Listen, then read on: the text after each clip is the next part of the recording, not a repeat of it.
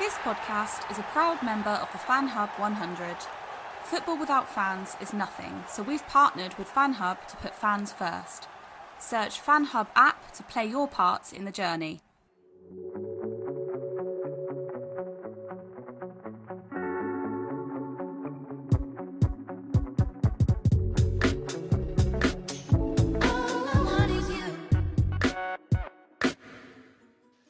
Welcome back to another Speak Sunderland Reaction podcast and another episode that is more than likely to go wildly off topic again. As we mentioned in other podcasts, Sunderland had gone the full season without an away defeat up until on Tuesday night when they were beaten 2-1 away to Shrewsbury Town of everyone. John and Jack are with me and I'd ask how you are getting on, but I think everyone feels the same after a game like that. Yeah, it feels like that, doesn't it? It's, it's amazing what the football could do to your mood. Yeah, it's pretty deflating.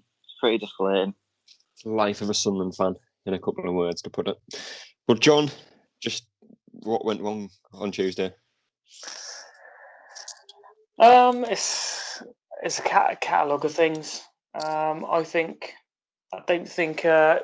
Johnson said in his post-match press conference that we're quite soft. We've got a soft underbelly. We're not like they weren't the best team in the world, Shrewsbury, but they absolutely grafted. And for me, I didn't see that from us. It was quite. The first half was okay. We went ahead, had a few chances, but second half, I haven't got a clue. I'd like to be in there at half time and see what gets said. Because second half should be get out there, be tight, be strong, be tough to beat, protect what you've got. And we didn't see any of that, and we got sort of done over by a Shrewsbury team. We didn't really, they deserved the win. Don't get me wrong. We didn't really make them work for it. We made stupid individual mistakes, and we say, when we're in the Premier League, one mistake and we get punished. But we're still, any mistake we make. And we get punished, whereas we don't seem to punish other teams. Yeah. The whole thing was summed up for me with the team sheet clerical error fiasco at the start of the game, because obviously I'd seen the team sheet. I'd seen the team sheet 3 first, times, wasn't it? And then I didn't see any of. I saw the first team sheet come out, and then I was actually at work watching it, and then sort of saw. Hang on a minute, how come Power's there? How come Ledbetter's there? And I had to click off the stream and go back and see what I'd missed. And it literally did just sum up the night for us, didn't it? Yeah. But obviously, the actual reaction to the game will be a bit shorter this time because there is something I want to focus on a bit more at the end. But the team yesterday, there was a few changes throughout the day. Remy Matthews came in for Lee Burge in goal. Max Power was at right back. Jordan Willis and Bailey Wright as the two centre-halves. Jake Vokins as our only left back. That's fit, so he started again. Grant Ledbetter, Josh Scowen, Aidan McGeady, Jordan Jones, Charlie White, and Aidan O'Brien. And Jack, as I've said, a few changes. And like John said, a lot of miscommunication, it seemed, regarding the team last night. But O'Nien was dropped after getting a goal. And I think we might have, I can't remember exactly, but I think we might have actually given man of the match on the last podcast we did. Matthews replaced Burge. Jones came in for Gooch. The changes made weren't exactly expected, were they? No, it was a very surprising sort of starting 11 that was put out. It was quite strange, really. I thought when I saw it, I was like, it's going to be one of them, is it? And, just the way you'd seen us press in previous games and actually look quite good at the weekend for a lot of the game, we were coming away from that saying there was a lot of positive signs, saying we played the better football, we looked the better team. We really only didn't win because we didn't take our chances in from goalkeeping errors, which is a common theme recently. But, you look at that and you think, if we perform in a similar way, if you perform like that every week, you cut out the goal scoring errors, you're going to win more times than you're going to draw or lose easily. Yeah. But, to take out 09 was just a mystery to me. It was just a mystery. I could somehow see changing the goalkeeper as potentially being positive if he had the impact. But we all know that we all know that if Burge isn't the answer, that Remy Matthews certainly isn't. And I think anyone with half a football brain can see that. Yeah. And John, obviously, what did you make of 09 being dropped? Because nothing's been said yet, I don't think. So I presume it was just a decision from Lee Johnson. But like I said, he scored at the weekend, played well throughout the game. I think he played well throughout the 2 games against MK Dons that he played in midfield. It was a strange decision to drop him. Yeah, it's definitely a weird one. Because obviously, like I was saying earlier about sort of just grafting, he will graft even if he's having a bad game. Yeah. We need his legs. We need his commitment. He's good in the air. He's a threat. Going forward. But yes, I genuinely haven't got any reason into it. But you could say that about a lot of the selections that Johnson's gone through, and obviously he's got a lot of criticism this week for it. Yeah. Well, once again, Sunderland did start the game well, and again took an early lead, and it's not really a surprise anymore because it happens almost every single game. Obviously, Wykes played the ball through to O'Brien, who was possibly offside, but the linesman kept his flag down. He raced their own goal. It was a good finish to make it 1-0, but once again, we scored the first goal and just crumbled straight after. And John, being a Sunderland fan right now, is almost in reverse. Usually you're happy to get the first goal, you're confident for the rest of the game. But when we score first, the rest of the game, we are just dreadful. Yeah, you've hit the nail on the head. And obviously we don't, even if the other team score, we don't come back from losing positions. It just doesn't happen. We haven't got that winning mentality embedded in us at the moment. And like you say, we're scoring, and after that, almost regressing. We need to be a little bit more ruthless in every department. And yeah, all right, we can probably just about keep it tight and ride our luck sometimes, but that's just not enough for a team that the club have come out and said that promotion is the top 2 is is the target. If that's the target, then we're nowhere near hitting that whatsoever. With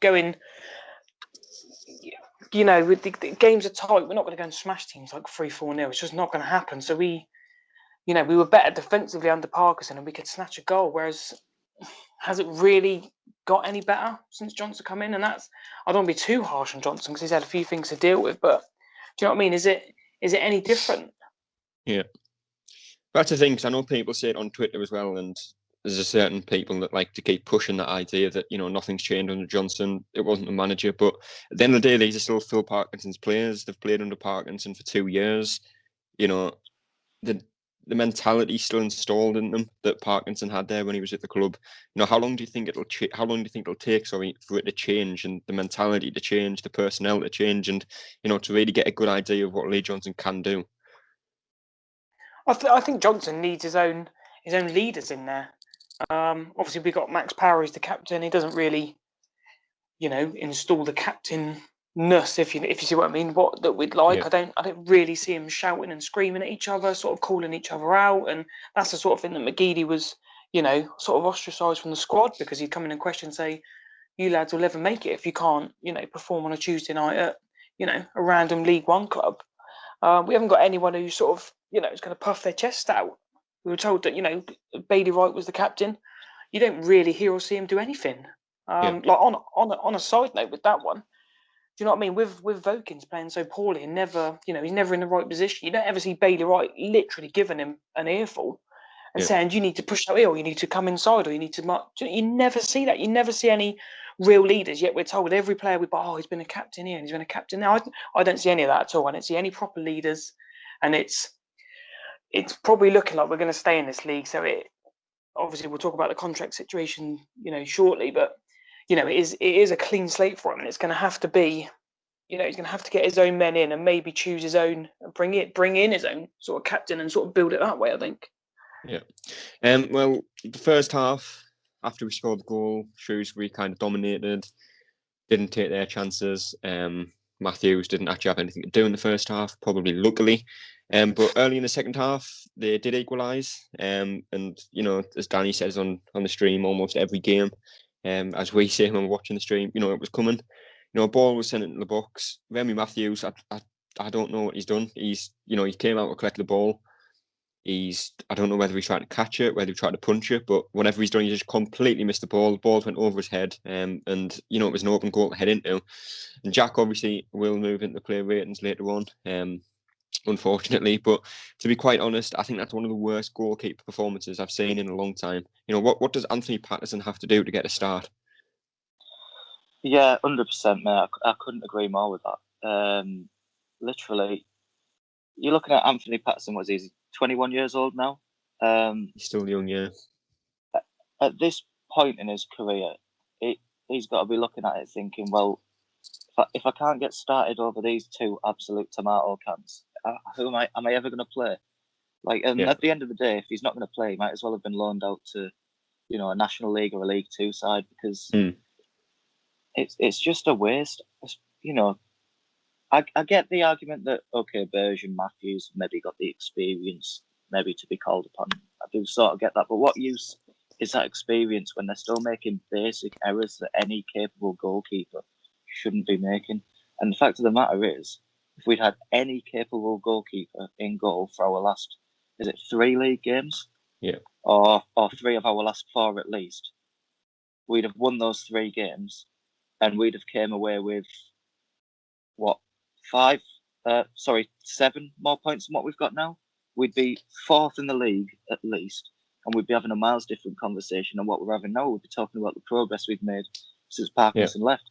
So it's little things like that, and it's not the first time that bad goalkeeping has cost us over the course of a season. And I think it just goes down to the situation. I don't want to go on too much about sort of the ownership and things like that, but Stuart Donald not tying up that John McLaughlin contract, I think if he'd have played in the last 3 games, we'd have potentially had at least 5 more points. Yeah. And John, how much do you think that affects the confidence of the rest of the team as well? Because everyone in football always says the confidence starts from the goalkeeper. As a defender, when a ball goes into the box, you want the keeper to come out and get it. But when every single week, one keeper's in, the next keeper's in the week after, he's dropped because he's made a mistake, and there's just a mistake every single game, how does that affect the confidence of the rest of the squad? Yeah, especially the defenders, isn't it? When, the ball's coming in, you'd expect your keeper. I think, was it MK Dons who played last week in midweek, and he was quite commanding in the box. You heard him call. Yeah. Maybe first half, he probably did the same, similarly on Tuesday night. But yeah, when your defenders are sort of almost they're already half thinking about it, aren't they? And I think as well, Johnson set himself up, I think, a little bit for a fall here, because I did say at the weekend that we maybe should have stuck with Burge, because Burge being dropped, you think now his confidence is going to be on the floor after being dropped. Then Remy Matthews does that, midweek.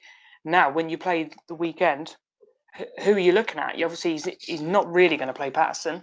Obviously, going to go with experience. But these two's, both of them are going to be sort of, on the floor. So it's back to the days of Steele, Reuter and Camp again. It's like, well, we change it and we chop it, and it's confidence is on the floor, and it's all right. Keeper's going to probably make mistakes. We're probably lucky to have a goalkeeper of John McLaughlin's caliber in this league. But these two, dear me, I think even you see Bailey Wright when he drops one. The first goal, I think Bailey Wright turns to him and literally says, like, what the fuck? That he literally turns to him. Yeah. If your centre back has to say that to you, then there's got to be big questions asked for me. And he said today he's not going to be looking in the free market for a goalkeeper, but it'd certainly be high on my list if that was the case anyway, to put some serious pressure on these two. Yeah. Well, shortly after they equalised, they did take the lead again. Shrewsbury, of course. The long ball was sent to the back post where Vokins was just lost. And Chapman's fired past Matthews. And John Vokins needs to do better. Everyone said that at the time. But, going back to what we've said about Lee Burge before, we've said he doesn't shout, doesn't command his box. He was dropped yesterday. Matthews came in. As a keeper in that position, you can see everything in front of you. Vokins should be looking over his shoulder, should know where his man is. But at the same time, Remy Matthews has got to be communicating with his defenders better there. Yeah, it's definitely poor from both of them. Obviously, Vokins, like we say, is still inexperienced, but Matthews can see everything. And if he comes out, number one, if he absolutely screams, the Shrewsbury forward thinks twice maybe about going for it. Number 2, if he makes contact with the ball, the keeper, he's going to clear it. Number 3, he could still catch it. Do you know what I mean? Everything's in his favour. And number 4, all he's got to do is the keeper's got to get his body in there. If you touch the keeper, it's a free kick. But nothing. Obviously, our left back's out of position, which he has been every time he's played, and naive. But the goalkeeper's done him no favours either. Yeah. Well, after they go 2-1 up, Johnson did make some changes. O'Nien came on late. Diamond and Gooch. Obviously, Deion Sanderson came on for Jordan Willis, who we will talk about in just a few minutes. But, none of them were able to make an impact. We did lose the game 2-1, and, the unbeaten away run that we did have, is no longer. And Jack, how much do you think that'll affect, the squad now that we've lost that record? Do you think it'll almost more? It's a weird one, because do you think it'll motivate them more to go on a run, as opposed to hold on to the fact that we can't lose here, we can't afford to lose the streak, if you know where I'm coming from?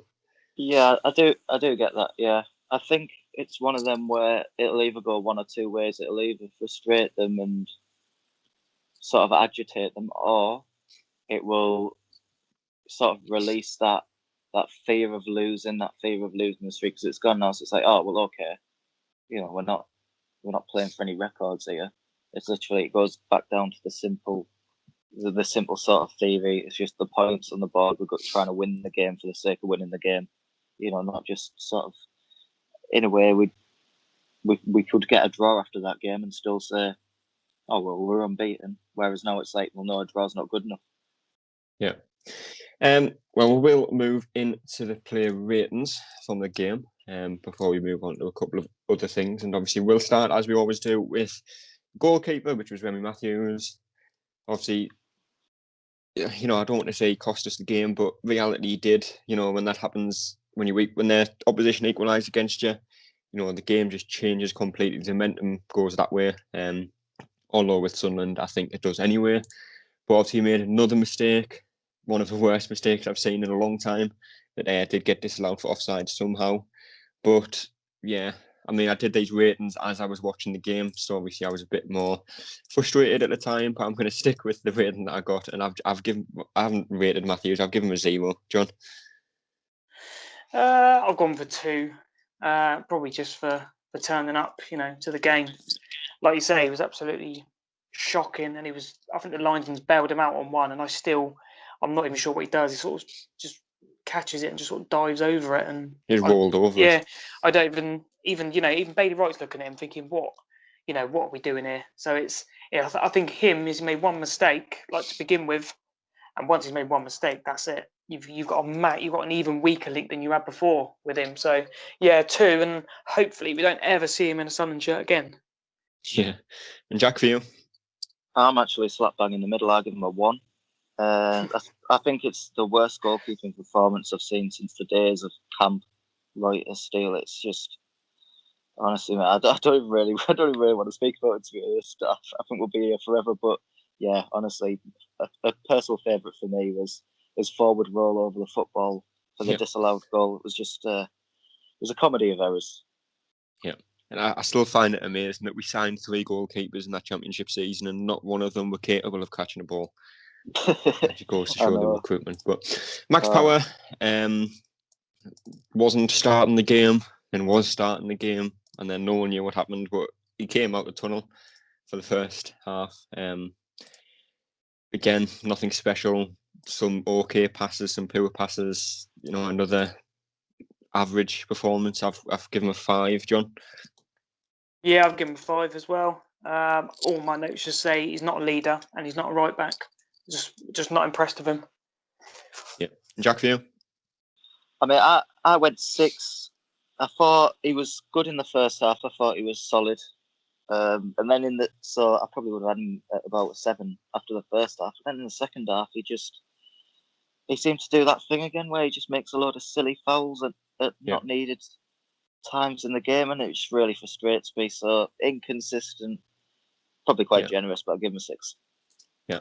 Obviously, Jordan Willis started the game, but on the 4 minutes he was on the pitch before he got stretchered off with an injury, can't exactly give him a rating. So Deion Sanderson came in and played 88 minutes or whatever it was with extra time. I thought he was okay at times. He was a bit rushed on the ball. but won some balls in the air. Again, kind of average 5 out of 10 I've gone with, John. I've gone for 6. I thought he was quite composed, actually. Obviously coming on, fairly early, and considering his age, I wouldn't have any problem with him starting going forward. I think his pace gets him out of trouble, a bit like Willis, and he's a bit more composed on the ball. So yeah, I didn't mind him. He was a 6. On a side note, with Willis, you've got to question, Johnson coming out and saying, well, we've got to manage his knee, and then it turns out he's had to play 3 games in a week. That doesn't really need to happen. And now, obviously, we know today he's had to have an operation and he's out for 6 to 8 months. So it's all right, the injury could have happened, but we know he's got and there's got to be better management. They've got all the science there. They're talking about the data. Let's look at the data and learn from it, then, shall we? But now we've lost one of our best centre backs to it. So yeah, that's frustrating. Yeah. And Jack, for you on Dion Sanderson? Yeah, I'll give him a 6. I thought it was a little bit shaky at the start, but I thought he settled in really well and he looked really comfortable after that. I thought, I don't think the defence as a whole had an amazing game, obviously, as you never really do when you lose. But yeah, I thought he did look all right. I thought he looked comfortable, so I'll give him a 6. Yeah. Bailey White's our next room. Again, defended well, as he usually does. He had a good effort saved by Sarkic, I think, in the second half, it might have been. I'm not sure which half it was. But he also missed a good chance to equalise with the diving header that he's managed to put wide. I've given him 5 out of 10, John. Yeah, I've given him a 5 as well. Defended okay, but the 2 things I'd pick him up on is finishing, because he did have a few chances. How he's headed the one back across the goal, I don't know. And the other thing is he needs to talk to Vokins more, even if he just tells him just to sit in and keep us tight and robust. But he doesn't even seem to do that. So yeah, 5 for me. Yeah, Jack, for you?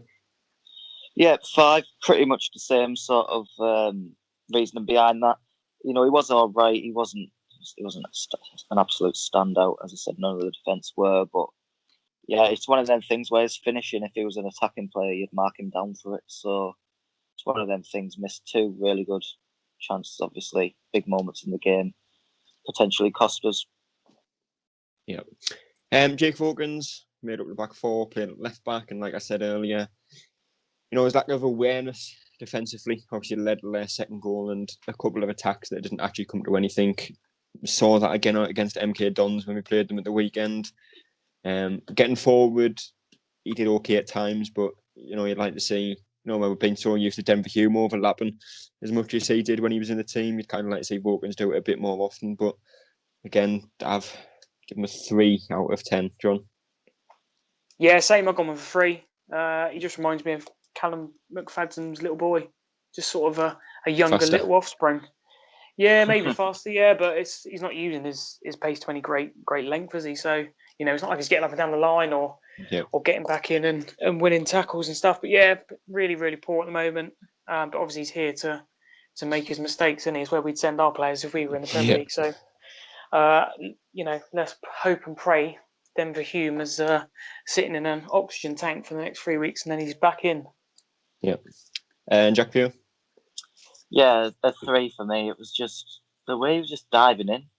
It was just, Harry Chapman for Shrewsbury just had him on toast for the vast majority of that second half.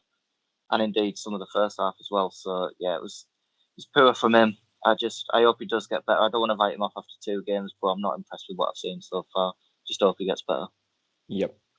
Josh Scowen came into midfield. I don't believe he started against MK Dons. Did he start? No, 09 was in, wasn't he? 09 led, but I think started. But again, 09 he's either good or terrible. And yesterday he certainly wasn't good. Gave away some stupid fouls. Obviously, he gave away the foul that led to one of the goals.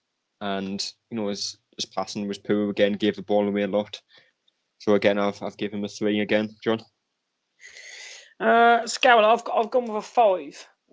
Like you said, he was giving away silly free kicks, but he seemed to be one of the only ones who was really trying with the press.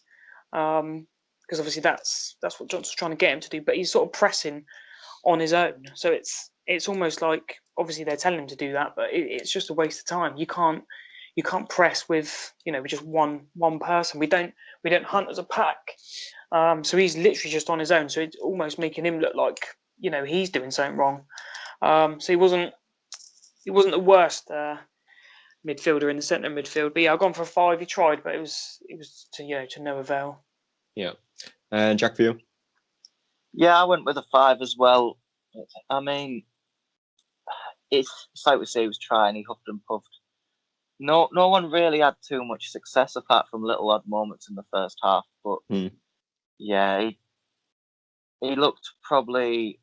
I mean, we'll get on to Grant in a second, but he probably looked about on par with Grant. I think they both had a bit of an off day in there. I don't think we prosper with a midfield too, put it that way. Yeah. Well, again, Ledbetter started in midfield, and typical Ledbetter, he just doesn't have the legs. As soon as someone goes near him, it's like watching someone run in slow motion at times. His passing was, again, typical Ledbetter. Gave it away a few times. Didn't really try anything overly ambitious, which at times I think we kind of needed that yesterday. But I keep saying yesterday, but you know what I mean. So yeah, I've went with a 4 for Ledbetter, John. Yeah, I went with one down. I went with a 3. I wasn't impressed, and it probably is a little harsh because he did put some good balls in, but he can't play in the midfield too, and he was massively exposed. And imagine getting massively exposed by Shrewsbury. Yeah. Obviously we need legs in there. We need to be able to press, and the guy's playing. He played the weekend, so he's 35. He's going to be we brought in Winchester to to offset that, but that just hasn't happened. And it's again we're just playing another. Let's just play Ledbetter. Obviously, I was happy when I saw the first starting lineup and he wasn't in there. I was quite pleased. I'm thinking, well, he does need a break. To be fair to him, because technically he'll be in the starting lineup again Saturday, coming. So yeah, it was just really poor for me. The only time I really noticed him was when he was sort of chasing back from the top of the screen, and Shrewsbury were already in our box. So yeah, it was dreadful for me. Yeah, Jack.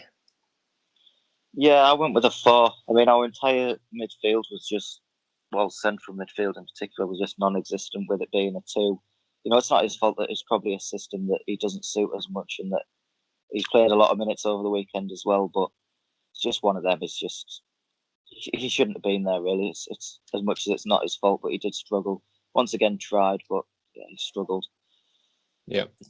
Jordan Jones started his first league game, I believe it was. Obviously started against MK Dons in the cup. A few times he got the ball, he looked sharp on it. Obviously drawn a lot of fouls with a little.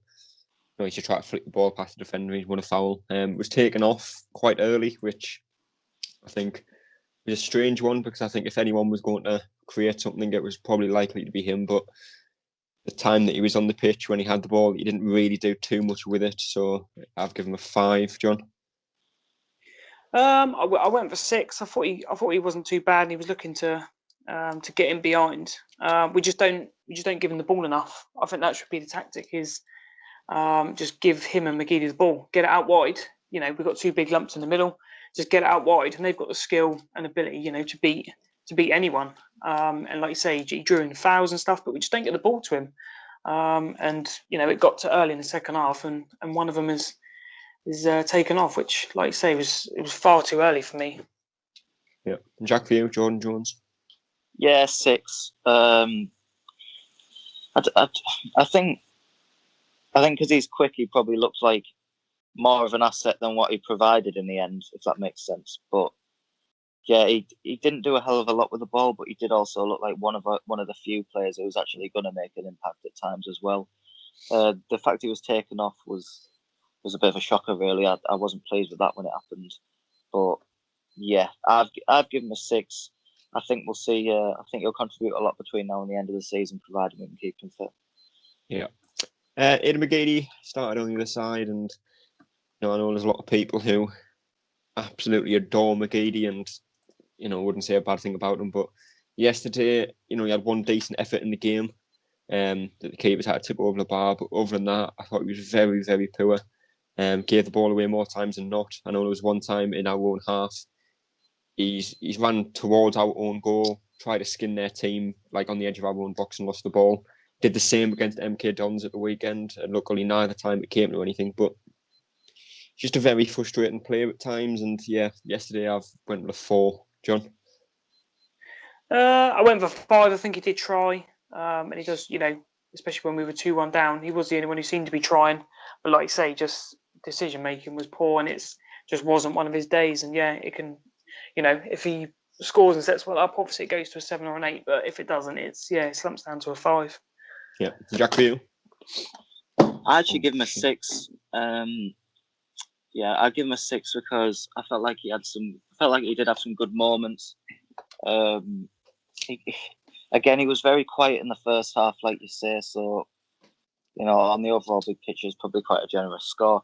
But I feel like, he put in that good cross for White in the second half that White got his head to him. Probably should have done a bit better with, you're looking at that, he gets the assist.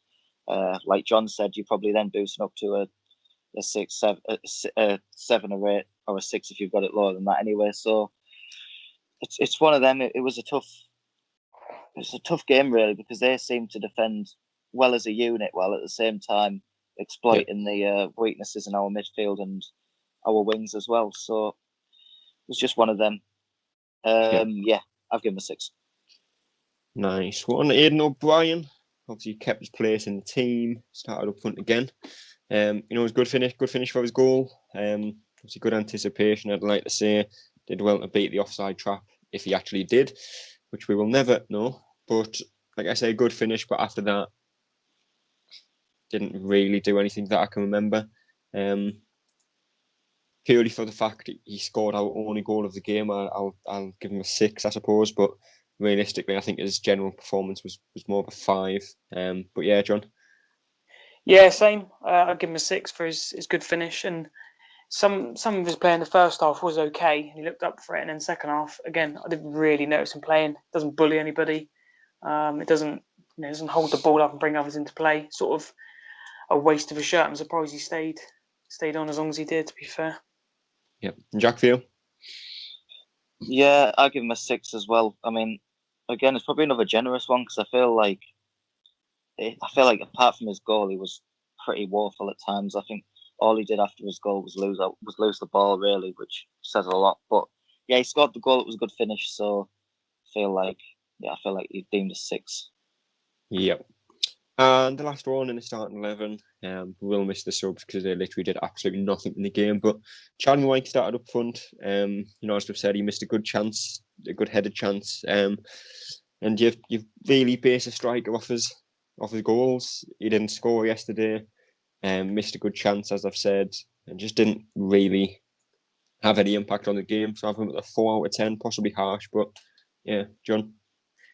Nah, same for me. Not involved at all. Didn't even make it hard for their defenders to play it out, and they had him on toast. It's just one of them Charlie White classics, isn't it? He's either bang up for it from the get go and will probably score, or he'll just get owned and he'll just sort of almost sit the game out. But there's no pressure on him because we've got no one else to put up top at the moment with Stewart injured. So it's just sort of a run of the mill White performance that we've come to expect, isn't it?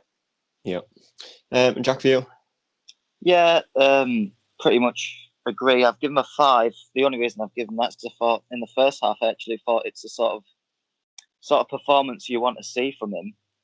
When he's not scoring goals. I thought his hold-up play was good. I thought he did well to get the assist for O'Brien's goal. So I thought the first half, he was probably sitting on a 7 at half time. But then second half, to be honest, I didn't really realise he was there. He went missing for very large periods, and the one good chance he did have, he should have done a lot better with him. Probably should have put that away. A striker with his level of confidence in his record this season, you'd probably expect that. But yeah, it's frustrating after a good first half. But yeah, I've given him a 5. Yeah.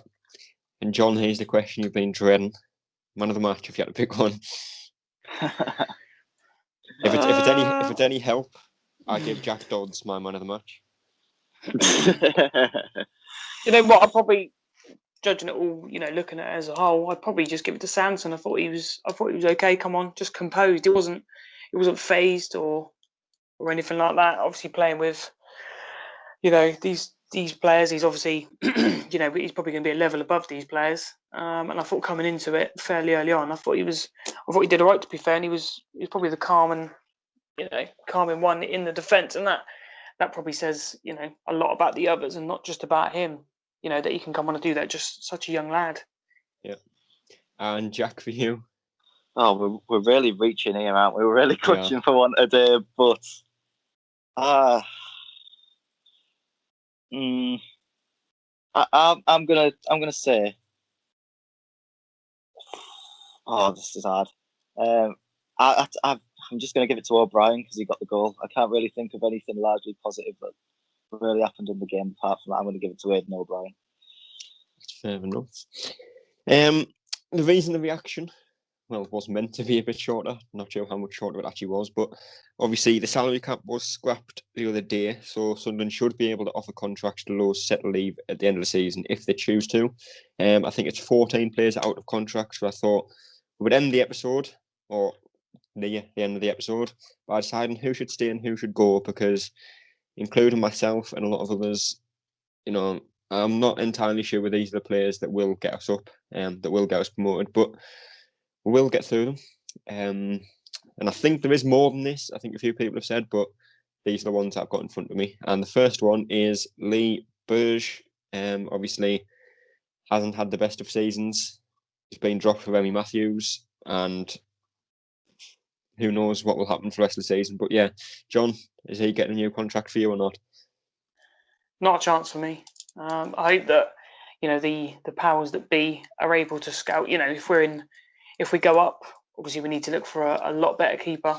But if we stay in this league, I'd still expect us to pick up 2 competent goalkeepers at this level, which the previous regime failed to do. Yeah. And Jack, for you, Lee Burge? Not at all. I think he's got the goalkeeping ability of Keith Downey from Sky Sports, to be honest. I think if we have him as our number one, I think we're going to struggle to get out of any league, to be honest. So, yeah, absolutely not for me. Yeah. Next one out of contract. Obviously, this is in no particular order, but Jack Diamond, I believe, is still out of contract in 2021. He's obviously only first, appearance of this club that came this season. Under Parkinson, he did play at right back. Lee Johnson came in, he's played him as a winger, and there's some games where he's looked really good, some games where he's looked very raw. But John, for you, Jack Diamond? Yeah, I'll definitely be giving him a deal. And at the moment, obviously he's not playing, but maybe he's got that little bit of a chance to iron out, those raw attributes that he's got with, we've got Jones and McGeady there. So it's maybe probably a nicer environment, if you see what I mean, for him to maybe step up and then get a new deal and then, like you say, kick on for next season. He's probably about the only one who's full of pace that we actually currently own. Yeah. And Jack, for you? Yeah, definitely would be giving him a new deal. I think, like John said, he's one of our few players with that sort of raw pace. Sometimes he comes out and he's maybe not got that consistency yet, but at 21 years old, you've got plenty of time to get that consistency. I definitely would hope to see us be giving him a 2-3 year deal, something along the lines of that, just to, give him the utmost chance to develop and become a real asset at the club. And I think he is an asset already, if they're used correctly. So, yeah, I definitely would. Aidan McGeady, I believe he is on £16,000 a week at the moment. Whether he chooses to drop his wage next season or not, obviously we won't find out until the end of the season. But taken out of account his wages at the minute, would you be giving him a new contract, John? No, I think it may be time to move on a little bit. Obviously, he's getting older, and I think it maybe, depending on what league, if we did go up, we could maybe offer him like a 1 year deal squad player. But then if we stayed in the league, regardless of the salary cap, I think for that money, we could buy, or we could at least pay 3 or 4 players who are, proper top end League One players who would probably do a job better for us. So yeah, not for me. Yeah, and Jack, for you? I think I'd give him another year, just purely based on the fact I don't trust our recruitment to get anyone better in. To actually, I know we've got a new director of football now, so that could all change. But, I think you're going to struggle to find a player who has the impact that he does at times on our team from another League One club for sort of a similar, and I know obviously we'd just be renewing the contract, but for sort of the price that we've got him for, and I know he's on high wages, but we'll have to see if he'll take a cut. If he'll take a cut, for me, it's a no-brainer. Yeah. Conor McLaughlin obviously was meant to start on Tuesday. For whatever reason, he didn't start. He was on the bench and didn't even come on the pitch. But he's out with contract in the summer as well. Our only natural right back. Obviously, he can play centre half, and I think he can probably play left back as well. Would you offer him a new contract, John, purely for the fact that he can play in those different positions? Yeah, maybe if we stay in this league, I'd maybe give him another 1 year deal, and he'd probably take that. But if we went up, then no. But I wouldn't have him. I wouldn't have him starting. He'd definitely be a sort of a cheap squad player for me. Yeah, Jack, for you? Yeah, squad depth and all that sort of thing. But again, it's someone who, if he's our first choice right back, we're probably going to be struggling. So yeah, I'd maybe give him another year. Yeah, maybe another 2 years as a sort of squad player. Yep. Danny Graham was meant to be out of contract in the summer. Obviously, he's left the club now, and I'm sure you would have been delighted to see him sign a new deal at the club, John. Yeah, keep him. Get him back. Third time. Yeah, definitely. Can't be any worse than the first two, can it? Debatable. But Luke O'Nien is also out of contract in the summer, and he's probably one of the most liked players at the club at the moment. Not so much for his ability, but purely for the fact he's a good person. He gives everything he has in the games that he plays, and he can play right back, he can play left back, he can play centre half. I think when he's come on as a sub since he come back from injury, I think he's played as a second striker. He can literally play anywhere. His wages, I'd imagine, aren't too much of a problem at the moment. And I don't think he's the type of player that would demand a 100% increase. So, John, Luke O'Nien for you? Yeah, I'd definitely be keeping him. Like I say, his work rate that we love is the sort of thing we need. And if we did tie him down to a deal, and obviously we still struggled, he's the sort of player who would command a fee, as opposed to any of the others, I would have thought. So it's probably, it's a no-brainer protecting us as much as it is protecting him going forward. Yep. Jack, for you? Yeah, I'd keep him, mate. I think he's a sort of lad where you ask him to play right back, yeah. You ask him to play centre mid, yeah. Probably ask him to go number 10 or right mid, he'll probably go, yeah. Probably ask him to go flipping in goal, get the gloves on him and go, yeah. And he'll give you sort of a 6 out of 10, 7 out of 10 performance most weeks in whatever position he plays. So that could be an option for the next league game. To be honest, I think I'd rather see it at this point, to be fair. I don't think he can do much worse, can he? So, yeah. No, but all jokes and sort of small exaggerations aside, I definitely would give him a contract. I think in central midfield or right back, he's a real asset. And I think he's definitely good enough to still be our first choice right back. Yeah. Denver Hume, obviously he spent a lot of the season out injured, and he got a lot of criticism. There is times where he just doesn't look as complete as we'd like to see in a left back, but since we've had McFadzean and so far what Vokins has shown, I think we really are missing him at left back. Whether we could bring someone better in the summer, possibly. But Denver Hume for you, John? Yeah, I'll be keeping him. He's still a young lad, isn't he? His injury record is probably a little bit hindering it, so I probably wouldn't give him, sort of a 3-year deal. Maybe sort of a one with an option of a second one, and see how he goes. But yeah, we're definitely missing him at the moment. But yeah, I'd probably give him a deal. Yeah. Yeah, Jack, for you? Yeah, I'd be happy to see him sign a new deal. Be disappointed to see us let him go when obviously we're not exactly spoilt for choice for left backs at the moment. So yeah, I'd like to see us give him a new deal. Yeah. Max Power, midfielder, now come right back, captain of the team. Although you wouldn't know that from watching the games.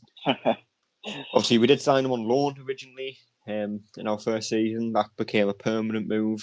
But he is out of contract in summer. I think he's probably one of the higher earners at the club as well. But John, for you? No, I think it's time to let him go now. I don't think he's been good enough since he's been here. Like you say, captain, you probably wouldn't notice it. So yeah, he's not going to start in midfield, and you'd hope he didn't start in right back next season either, regardless of what league we're in. So yeah, probably time to say goodbye, unfortunately. Yeah, Jack, for you? I wouldn't give him a new deal.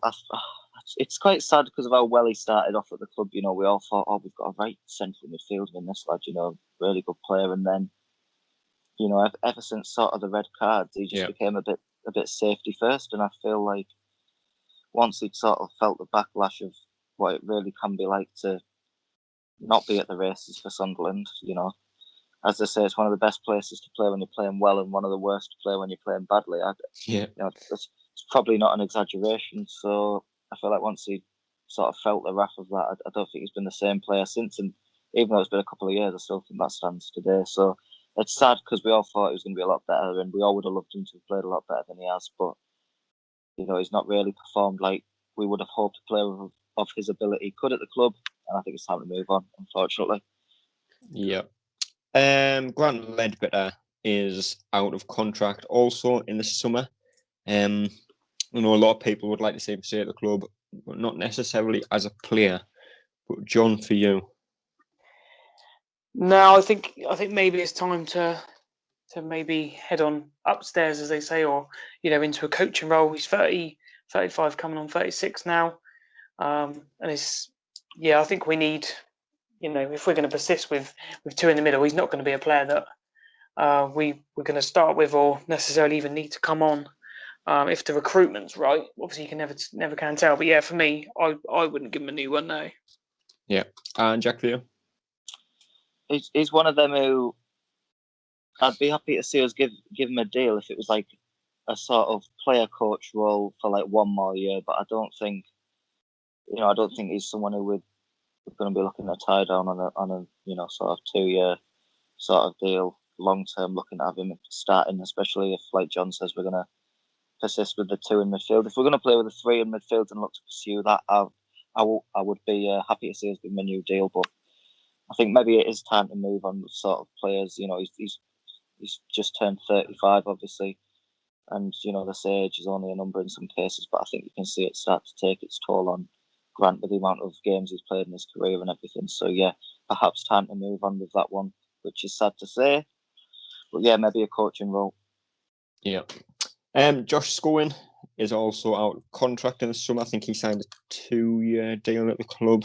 Obviously the season that was postponed, or whatever the word is for that. But obviously he's played a lot under Lee Johnson throughout his career, so I wouldn't be surprised if he does get offered a new contract purely for that reason. But you were in charge, John. What are you doing? Again, I'll probably maybe give him a one-year deal just to see how it goes. I'm not sure he'd probably take that. But yeah, I'll probably just give him a 1-year deal and, you know, put him in the squad and see what he can do going forward. Yeah. And Jack, for you? Yeah, I agree. 1 year, maybe 2-year deal, but yeah, I'd like to see us give him a new one. Not because I think he's the best central midfielder we could possibly have in the squad, but just because I think he'd be a good squad player if we were to sign someone better. But I feel like he's someone who's played under Lee Johnson successfully before, so hopefully, you know, he can roll back the years and start doing that again. That's the hope, but it's more of an aspiration at the moment from what we've seen, to be honest. Yeah. Chris Maguire hardly touched the ball this season, and when he has, he just hasn't looked the same player. To say he's playing for a deal would certainly be false. You know, he doesn't look interested anymore. Just a weird one, but for me, I wouldn't be sad to see him go. But John, for you? No, definitely not. This season, obviously, he hasn't really done anything for us. You know, and it's all well.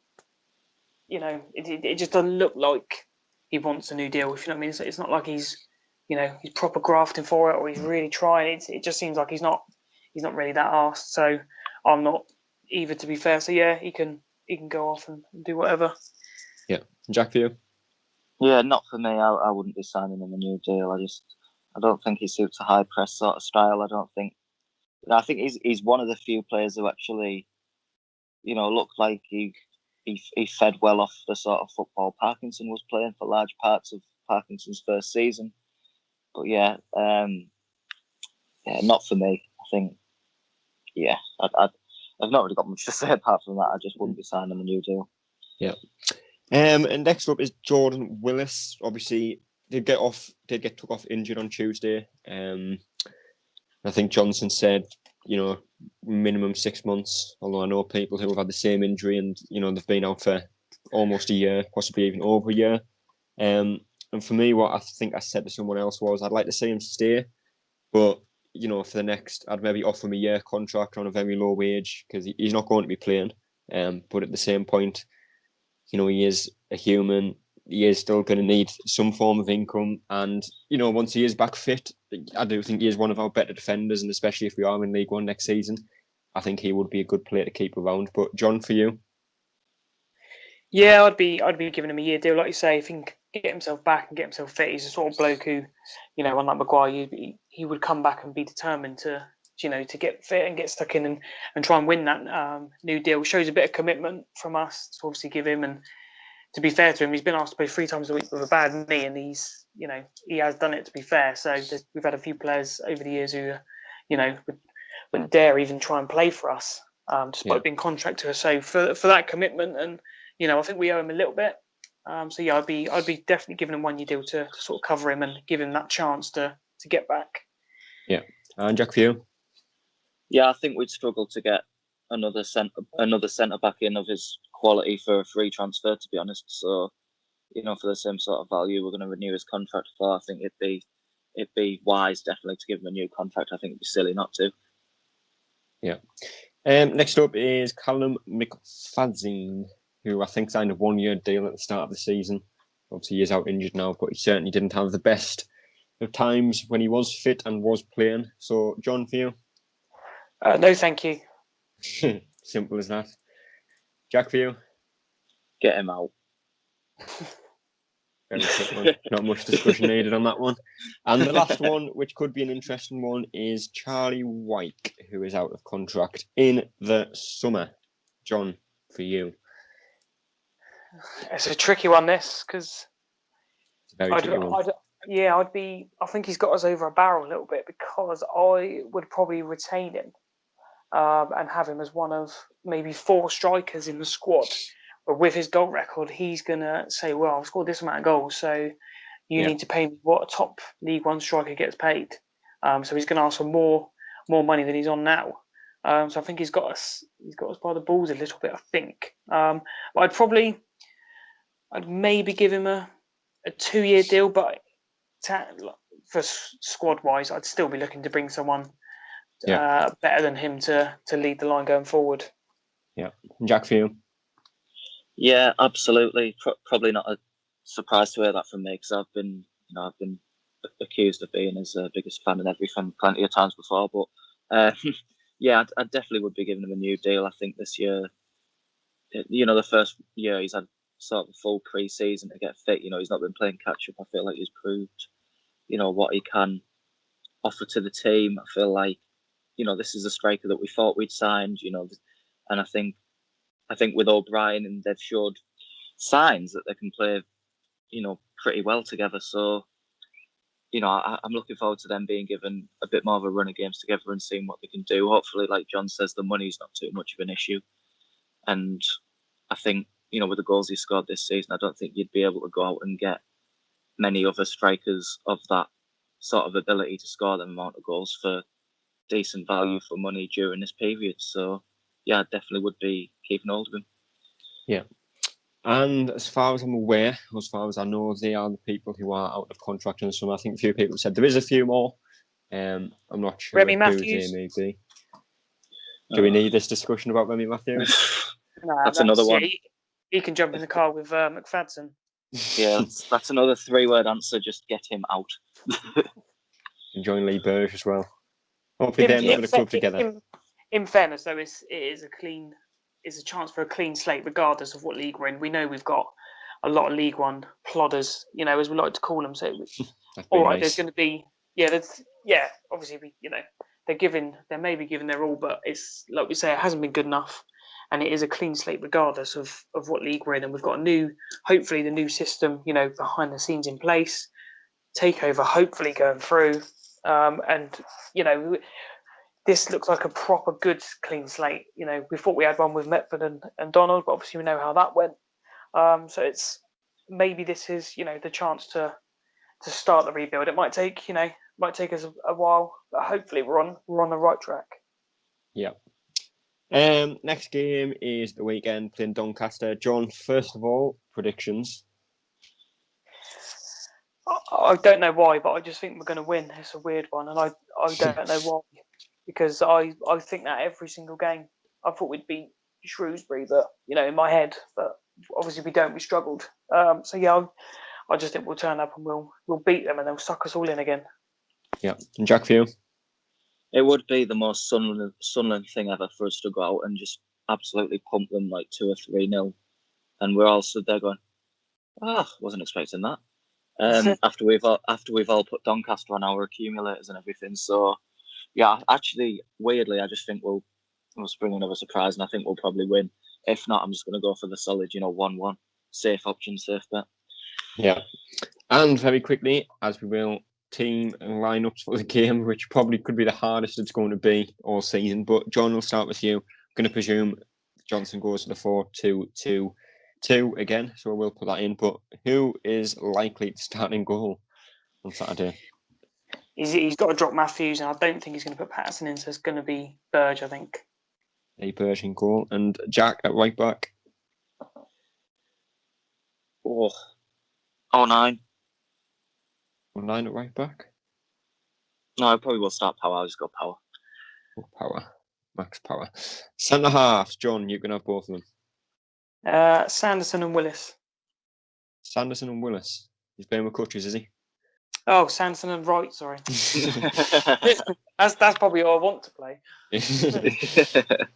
Sanderson and Wright. And left back, Jack, a nice and easy one, hopefully. Hume's still injured for a bit, isn't he? Yeah, a few more weeks, I believe. He probably put 09 there. Yeah, to be honest, he actually mightn't he? But I think he's probably got to go with Hawkins, hasn't he? I mean, God, I don't know. It's horrible. I don't want to have to make that decision, but I'll probably go. I'll probably say Hawkins. He's only played twice, hasn't he? Could yet come good. Yeah. And John, the first midfielder? I'm going to go for Dan Neil. Because if I say that and Johnson listens to his podcast, then he's going to have to play him. It's a good show. Dan Neil. Spelled with a double L on FanHub, which is an interesting spelling of Neil.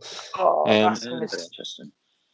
It's very interesting, wasn't it? Jack, next midfielder. Central midfielder, I should say. Are we going with a 2 here, or are we going with a 3? That's sort of... I've gone with 2. I presume we'll stick with the same formation. Could be wrong. Not on me. In that case, Josh Scowen. Josh Scowen. Interesting. And John as one of the wingers. Jordan Jones. Jordan Jones, straight back in. And Jack, next one. Next winger. Yeah. Obviously, I think I would go with McGeady on that one. Aidan McGeady, if I can find him. There he is. And John, your first of 2 strikers. Bear in mind, we still only have 2 strikers. Yeah, I think he's not going to drop O'Brien, is he, after he scored, so he'll be in there. Personally, I'd say Gooch. Yeah. And Jack, the last striker. Bagsman, Charlie White. Natural one. That is very nice. That is saved. I've had 9 out of 11 in the last 3 weeks. How are you doing on it, John? I missed the deadline for the last one, but apart from that, I've only been a couple off, so it ain't been too bad. They keep shuffling the team. They do. Even he doesn't know the team after the Tuesday night. So how would anyone know the team? Genuinely, I don't know. I don't think anyone knows our best 11 at the moment. It's all up in the air. It's outrageous, isn't it? Really, but it's mad. It's just mad. It is. Well, that is all we have time for today. I was just checking to see if they did have the correct lineup from the game. But John, Jack, thank you for joining me. Yeah, thank you for having me. We'll be back on Sunday. Hopefully not talking about negativity again. But we will see. And until then, we will see you later.